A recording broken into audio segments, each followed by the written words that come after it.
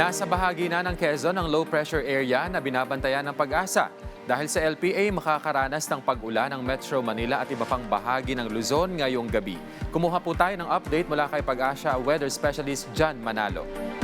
Magandang hapon, Sir Kenneth, at ganoon din sa ating mga taga-subaybay. Update po dito sa low pressure area na minomonitor natin na sa kasalukuyan ay nasa layong 595 kilometers east ng Infanta, Quezon. Tinaas na nga po natin yung category nito from low, ngayon ay naka-medium chance na. Ibig sabihin, for the next 24 hours, hindi pa natin nakikita na ito ay magiging ganap na bagyo. Pero beyond that time, ay magtataas pa yung posibilidad na ito ay maging isang bagyo.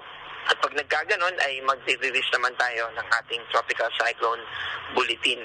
So, yung low pressure area na binabanggit natin ay kasalukuyan na nakaka-apekto at nagdadala ng maulap na kalangitan na may kasamang mga pag-ulan dito sa Metro Manila, Visayas, Bicol Region, Calabarzon, Occidental Mindoro, Oriental Mindoro, Marinduque, Romblon, Cagayan, Isabela, at Aurora. Again, ibig sabihin, bahagyang kataasan yung chance ng mga pag-ulan sa mga binanggit natin na lugar, pero doon sa natitirang bahagi ng ating bansa, yung mga hindi nabanggit, ay mas mababa na po yung chance ng mga pag-ulan at less na mga kaulapan din. Ito po si John Manalo. Maraming salamat po.